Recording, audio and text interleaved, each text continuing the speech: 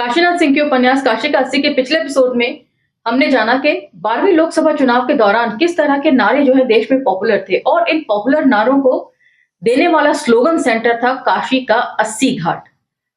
इसी अस्सी घाट पर 1950 के दशक में शंकराचार्य का अवतार कहे जाने वाले करपात्री जी जब विजय यज्ञ कर रहे थे तो किस तरीके से ब्राह्मण समाज के व्यक्ति ही उनके कैरेक्टर का एसेसिनेशन करते हुए कहते हैं कि अहम महात्मा करपात्र दंडी यदा कदा गच्छति दाल मंडी। मतलब ये कहने को तो ब्रह्मचारी बनते हैं लेकिन दाल मंडी जाना इनका शगल है। दाल मंडी बनारस की उन बदनाम गलियों में से है जहां कई तरह के वेश्यालय खुले हुए हैं। उसके बाद सबसे रोचक तथ्य हमने जाना कि ब्राह्मण समाज रामचरितमानस के रचयिता तुलसीदास के बारे में क्या सोचता है और उनकी स्त्री के बारे में क्या सोचता है। उनकी स्त्री को त्रिया चरित्र खेलने वाली स्त्री बताते हुए उसके भी कैरेक्टर का एसेसिनेशन ये लोग करते हैं कि तुलसीदास की स्त्री का एक्स्ट्रा मैरिटल अफेयर रहा होगा और उनकी स्त्री के प्रेमी ने तुलसीदास को कूट दिया होगा। तो इसमें छुपाने जैसी क्या बात है। उसके बाद सबसे अंत में हम जानते हैं कि किस तरीके से तुलसीदास की जो है भक्ति और उनकी राम की भगवानी किस तरीके से लोक समाज के एक औघड़ बाबा के सामने फेल हो जाती है। एपिसोड हमने यहां पर खत्म किया था और इसे वहीं से पिक करेंगे। तो चलिए मेरे साथ। जय भीम, मैं शालिनी और आप देख रहे हैं अंबेडकर नामा। दूसरी कथा की पहली जो कहानी है उसे आज हम लेंगे। ये देखिए, ये है 11 फरवरी 1998 की शाम। मित्रों, जिस समय ये लोकवाणी हुई कि पूर्वा बयार और रांड का रोना अशुभ होता है, क्षमा प्रार्थी हूं, उस समय चलते चलते मेरे पैर 80 चौराहे की सरहद छू रहे थे। हर हर महादेव, बहुत दिनों बाद दिखे डॉक्टर साहब। एक महाकवि कौशिक की आवाज थी। पान की दुकान से उन्होंने रुकने का इशारा किया। महाकवि कौशिक होली कवि सम्मेलन के आजीवन अध्यक्ष, अधबैया गंजी और सफेद लुंगी में सर पर सफेद बाल, छायावादी जमाने के सांवला रंग और भव्य व्यक्तित्व, भंग के रंग में रंगी आंखें। ऐसे ही देखते रह जाइए, लेकिन तभी तक जब तक वे चुप रहे। कविताएं ऐसी के जमाना त्राही त्राही कर उठे। हाँ, काफी दिनों बाद आया हूं। सुना है इन दिनों प्रसव पीड़ा से परेशान है। उन्होंने पान की पीप फूंकी। आपसे किसने कहा? अरे कहा, मैं हंसे। अरे मैं भी तो परेशान हूं उसी पीड़ा से। लगता है बच्चेदानी में ही खराबी आ गई है। अब यही देखिए, होली सर पर है और इस दौरान 2-4 गजलें पेल जाना चाहता हूं। मगर बंधुवर, सच कहिए तो बुढ़ाई में बड़ी तकलीफ होती है। कभी कभी पेट में ही फंस जाता है और अगर उल्टा हुआ तो और मुसीबत। कविता पेलने की मुश्किलों के बारे में सुनते हुए मेरी नजर चाय वाले केदार की दुकान पर गई।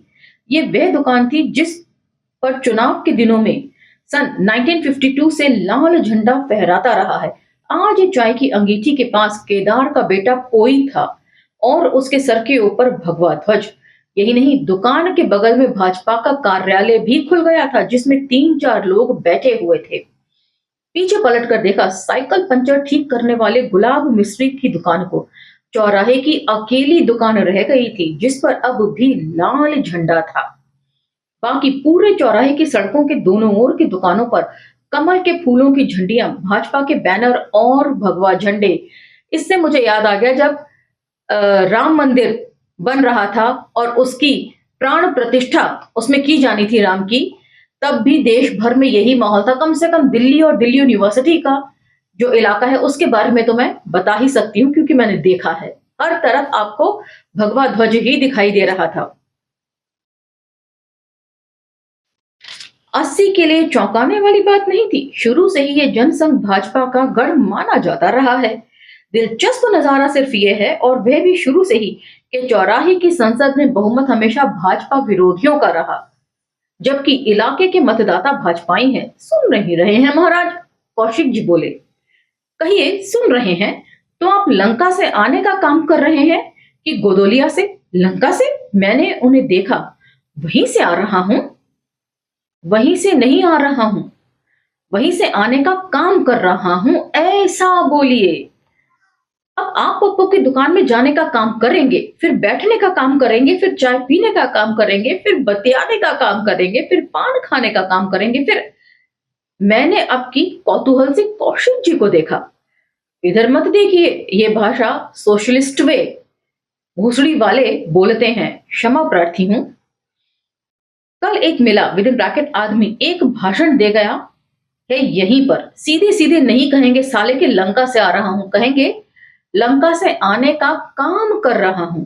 भोसड़ी के ई कौन सा काम है जो कर रहे हो? क्षमा प्रार्थी हूं। कहो काशी, एक ऊंची आवाज आई कहीं से, जो जाहिरा तौर पर रामजी भैया की आवाज थी। मुझे इस तरह वही पुकारते हैं। रामजी सिंह मेरे मझले भाई, कविता कहानी के राहु केतु। वे जितना काशी पर जान छिड़कते हैं उससे ज्यादा उसकी कहानी लिखने पर पिड़कते हैं। वे सब्जी के थैले के साथ एक दुकान पर खड़े थे। पहुंचते ही बोले, का हो काशी, इस ससुरा जेस वलवा कवन है? हमारे अपने चंदौली क्षेत्र के समाजवादी पार्टी के प्रत्याशी जवाहर जायसवाल इस बार एक बार पिछली बार चुनाव लड़कर हार चुके हैं। मैंने बताया, जवाहर सेठ प्रदेश का सबसे बड़ा दारू ठेकेदार। ओह, तो ये बात है, इसीलिए अपने यहाँ नारा लग रहा है, पी लो पाउच भर, पी लो पाउच भर लो पेट, फिर न मिलेंगे जवाहर सेठ। अरे यार, वो तो गांव के गांव खरीद रहा है, गांव में पहुंचता है, पूरे गांव को जुटाता है, ठाकुर अहीर बामन चमार सबको, और पूछता है कि गांव के लिए क्या चाहिए। सड़क, पंप, पोखर, कुआं, मंदिर, क्या समस्या है तुम लोगों की? तुम लोग सरकार को भी देख लिए हो और अपने एमपी को भी। क्या चाहिए बोलो, पानी की किल्लत है, 10 हैंडपंप से काम चल जाएगा। ए फलाने, कल सुबह 10 पंप लगवा दो, जहां जहां ग्राम प्रधान जी कहें वहां वहां लगवा दो। और सचमुच लग जा रहा है। उसकी बस एक ही मांग है, नकदी लो और वोट दो। इसमें धोखा नहीं होना चाहिए, और वह भी पूरे गांव का। समझ लो, अगर वोट नहीं मिला तो गिनती के बाद वाले दिन यही लोग आएंगे और 10 पंप उखाड़ कर ले जाएंगे। इसी तरह पहुंचा सिकंदरपुर। वहां मंदिर में अखंड हरि कीर्तन चल रहा था। पास पड़ोस के 2-4 गांव के लोग जुटे थे, हजारों की भीड़। जा पहुंचा वहां, बोला, कीर्तन ही करना है तो इस टूटहा मंदिर में क्यों कर रहे हो? वह तो बैठ जाएगा अगली बरसात में। इसकी दरारें और उखड़ी ईंटें देखो। बताओ, इसकी मरम्मत में कितना खर्च बैठेगा? 20, 30, कितने हजार? और वोट के लिए भगवान की कसम दिलाकर 40,000 नकदी दे दिया है। नौगढ़ भी गया था, आदिवासी इलाकों में 5,000 साड़ियां लेकर बांट आया औरतों में। तो समझो यह कि लोगों ने धोखा नहीं दिया तो मार ले जाएगा। उसे हराना मौर्य फौर्य के बस की बात नहीं है। तो दिखा रहे हैं शुरू से किस किस तरह के प्रपंच होते थे लोगों का वोट हथियाने के लिए। लेकिन साथ ही ये भी कहा गया है कि पहला चुनाव ये जायसवाल जी हार चुके थे। जाहिर है पहले भी इस तरह के तिकड़म उन्होंने लगाए ही होंगे। बगल में ही खड़े राजकिशोर चंदोली के ही भाजपा प्रत्याशी और भंग लोकसभा के सांसद आनंद रत्न मौर्य के समर्थक बिड़ाकर बोले, आप पूरी बात क्यों नहीं बता रहे हैं भैया? उसी क्षेत्र से ये नारा भी तो लग रहा है, पाउच नहीं दूध चाहिए, बनिया नहीं अहीर चाहिए। हाँ, यह भी लग रहा है। गए थे चंदौली के अहीर मुलायम से कहने की टिकट के लिए कोई अहीर नहीं मिला क्या? कैलाशनाथ, अब इससे आगे का जो डिस्कोर्स है ना, वो जरा ध्यान से सुनिए। इसमें मुलायम सिंह जी की भी राजनीति और कांशीराम जी की भी राजनीति डिस्कस हो रही है। कैलाशनाथ यादव भी तो थे, उन्हें क्यों नहीं दिया? लेकिन मुलायम ने समझा दिया कि चुनाव में रुपए लगते हैं, मुफ्त में नहीं लड़ा जाते। जायसवाल ने 50 करोड़ रुपए दिए हैं और 5 एमपी लड़ा रहा है। सोचिए, 90 के दशक में 50 करोड़ कितनी बड़ी रकम थी। आज भी बड़ी रकम है वैसे। उसे टिकट ना दें तो बताओ किसे दें? जाओ अपनी पड़वा पड़िया और बल्टू लेकर। वह जायसवाल नहीं अहीर है। जिताओ तुम लोग उसे, दिल्ली भेजो। देखा डाक साहब, राजकिशोर मेरी ओर मुखातिब हुआ। ये है जाति का नया चेहरा। मुलायम जिसे टिकट दे वे अहीर, कांसी राम जिसे टिकट दे वे चमार, नीतीश कुमार जिसे टिकट दे वही कुर्मी, ठाकुर, बामन, बनिया, लाला, चाहे जो हो। कांसीराम का टिकट मिला नहीं कि चमार हुआ। बनारस से अवधेश राय लड़ रहे हैं बसपा से, और हरिजन बस्तियों में जाकर देख लीजिए। अरे इसे छोड़िए, अपने यहाँ चंदौली में ही देखिए, कांग्रेस से श्यामलाल यादव हैं और मुलायम की मोहर के साथ सपा से जायसवाल। अब यादव श्यामलाल नहीं रह गए, यादव हैं जवाहर जायसवाल। तो करारा व्यंग्य भी है। हर तरह के राजनेता जो हैं वो इस तरह की धांधलियां कर रहे हैं। मुलायम सिंह यदि किसी को खड़ा कर दें, वो अहीर ना हो, तब वे पूरी कोशिश करते हैं कि आप जनता के बीच में ये भ्रम फैलाइए कि अहीर ही हैं, लिखते जायसवाल हैं। और वही हाल कांशीराम जी का भी है। दलित बस्तियों के बारे में चर्चा की गई है कि दलित बस्तियों की हालत में कोई सुधार नहीं है, और वहां से कोई दलित कैंडिडेट ना खड़ा करके वे किसी अवधेश राय को खड़ा कर रहे हैं। जाहिर सी बात है, नाम से सवर्ण व्यक्ति लग रहे हैं वे। और कांग्रेस यदि कोई जाटव को लड़वाता है या यादव को लड़वाता है तो उसको अपग्रेड कर देता है कि अब ये यादव नहीं रहे, ये अपग्रेड हो गए हैं। तो ये स्ट्रैटेजी है राजनीतिज्ञों की, और इसमें कहते हैं ना, अपने अपने हमाम में सभी नंगे हैं, कोई किसी से कम नहीं है। आगे सुनिए।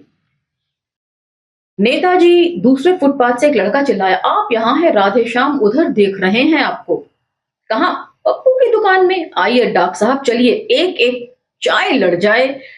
सुनकर बिल्कुल ऐसा लग रहा है जैसे पतंग के पेंचे लड़ जाएं।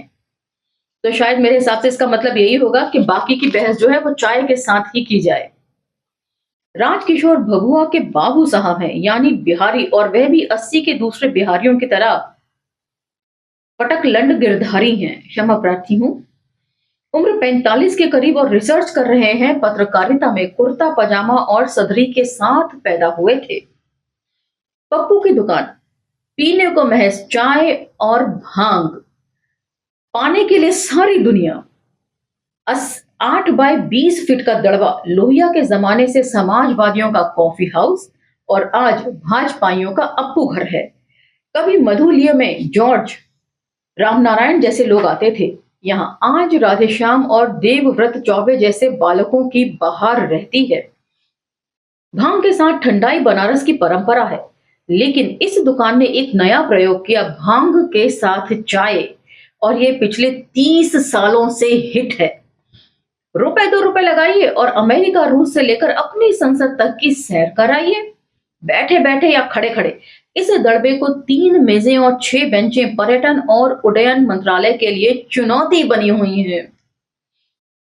एक अरसे से उड़ान, और वह भी लगभग मुफ्त, हद है। मतलब चर्चाओं में ही सब लोग ऐसी चर्चाएं करते थे जैसे कि भारत के नहीं, अमेरिका के नागरिकों और वहां की सारी राजनीति की समझ इन्हें है, कहां पर क्या हो रहा है। व्यंग्य है वैसे ये। जो भी यहां एक बार आया फिर नहीं गया कहीं। क्यों नहीं गया? ये भंगाचार्य हिंदी प्रोफेसर चौथीराम यादव से पूछिए। चौथीराम यादव जी अब हमारे बीच में नहीं है, उनका ही जिक्र यहाँ पर है। उनके जीते जी ही पुस्तक आ गई थी। जाहिर सी बात है उन्होंने भी इसे पढ़ा होगा, और उनके बारे में क्या लिखा है ये भी पढ़ा ही होगा।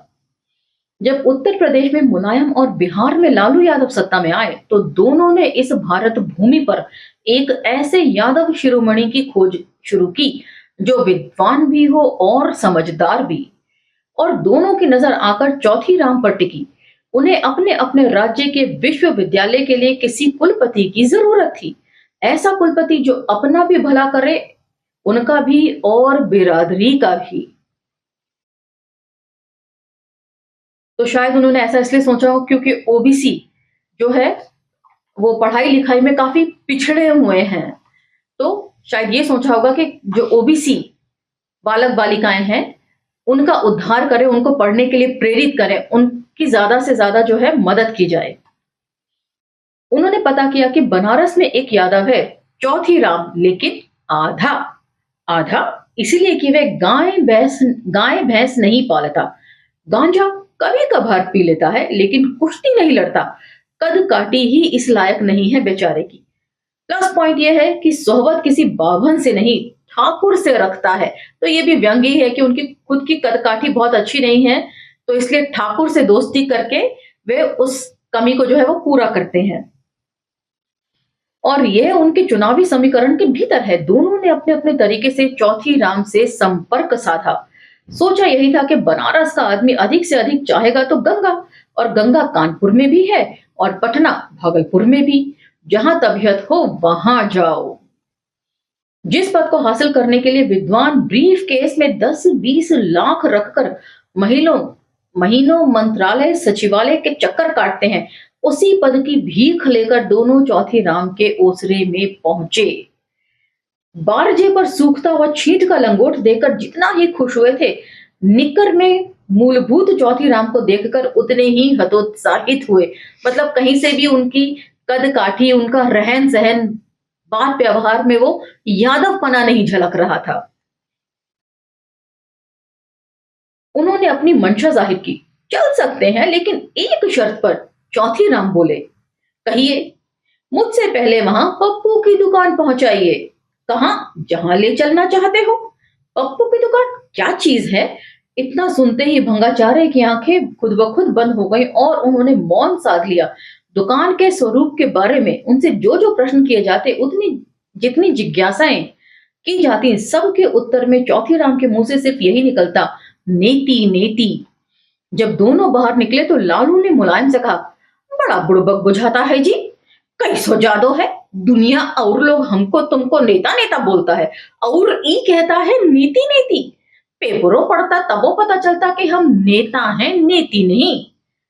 यदि भेस चांसलर हो जाता तो समझो कि हमरा भी कबाड़ा करता और मुल्क का भी।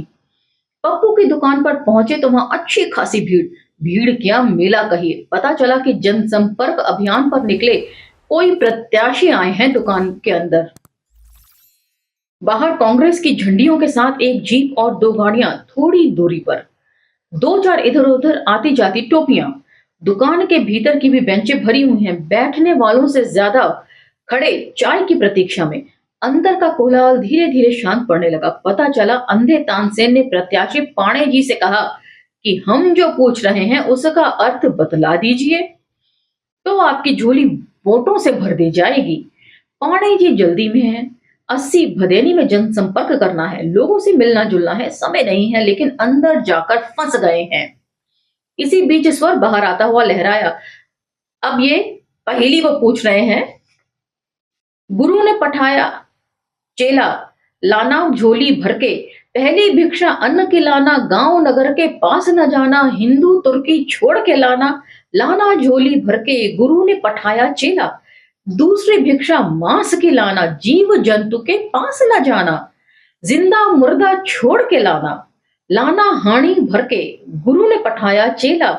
तीसरी भिक्षा लकड़ी लाना, जंगल झाड़ के पास न जाना, सूखी गीली छोड़ के लाना, लाना गट्ठर भर के, गुरु ने पठाया चेला। चौथी भिक्षा जल की लाना, कुआं बावली पास न जाना, ताल तलैया छोड़ के लाना, लाना तुमड़ी भर के, गुरु ने पठाया चेला।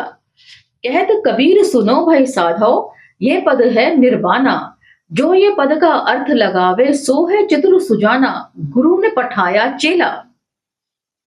यदि आपके पास इन सब सवालों के जवाब हो तो कमेंट सेक्शन में जरूर लिखिएगा।